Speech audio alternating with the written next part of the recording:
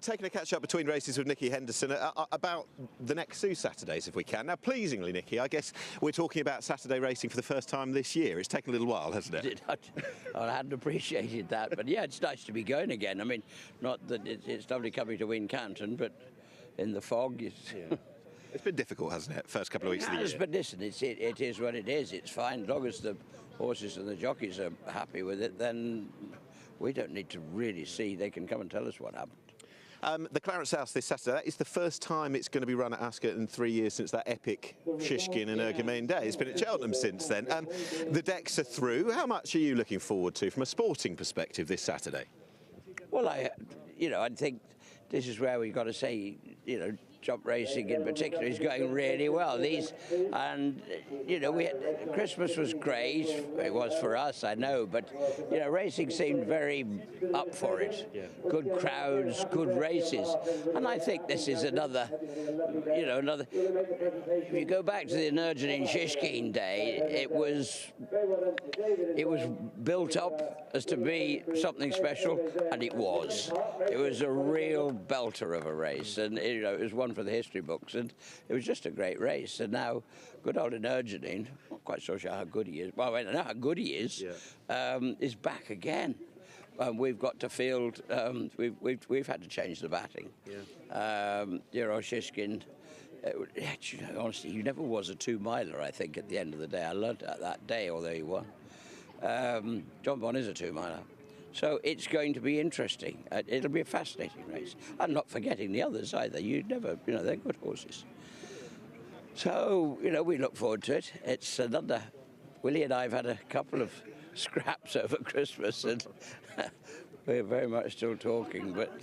Well, you sent him batting a couple of times, didn't you? Well, yes, but I mean, you know what? Yeah, we owe him a couple after last year and not a few other days, But, the Energumene Shishkin day sort of, it's him and I again, so, he'll be trying to get his own back pretty...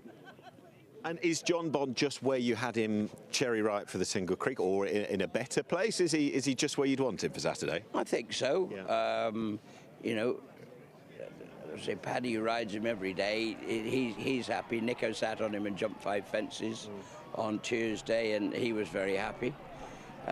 We think we're where we need to be for a mega clash. Next Saturday, it's come slightly out of the fog, no pun expected, but for us perspective, from a jumps racing fans idea, we're delighted to see that Constitution Hill we will see again between Christmas and Cheltenham. Talk us through the idea as to running him on Trials Day. Well, I mean, I think after Kempton, I was pretty keen just to keep the dampeners on everything and say we probably go straight there, but let's just see how he is. Yeah. And the answer, we've had a chance to see how he is, and he has just come through that. I don't say remarkably well, but we know there was a lot of room for improvement. We think there is, and he's taken it very, very well, and he sees bright in himself. He will have a bit of work in the morning. Now I say that is subject to everything going well tomorrow morning, but I think it's better to say now this is what we intend to do. Did I read that he doesn't need it as such, and he'll enjoy it, Nico will enjoy it, you won't necessarily just watching on? Well, schooling, yes, we'll jump a hurdle next week, okay, I suspect, because that really just, a bit like Jonbon, just 4 or 5 days before they run, it flicks their switch, it tells them it's coming, and it puts them right onto the on the button. He needs to do one bit of work. I say he seems great. Everybody's very happy at home, which is very important. They can tell us. It wasn't. My first reaction would have been probably no, but Michael was keen. I was keen if he was right, and I mean after a fortnight, he was saying, "Look, I'm here. I'm fine." Yeah. So come on, we missed so much last year. Let's get out and have some more of it. I just wanted to ask, because I was there that morning, the Kempton morning last February, and I know that all the trials and tribulations that have come since then, with everything that went on for 10 months, not seeing him, from a personal perspective in your training career, where did that make the Christmas hurdle, if you see what I mean, given everything? Well, it meant a lot. there was a lot of water went under the bridge in that 12-month period. We had 3 different issues that had gone wrong, but which there was sort of plenty of public opinion, if you like, of what in the world's going on and what are we doing. All we're doing is telling everybody exactly what is going on. Whether people choose to believe it or not, that's up to them. But here we are, and I want to get him out there, and this is what we want to do. So, all being well, a week is quite a long time in a horse's life. There are still plenty of things that could go wrong.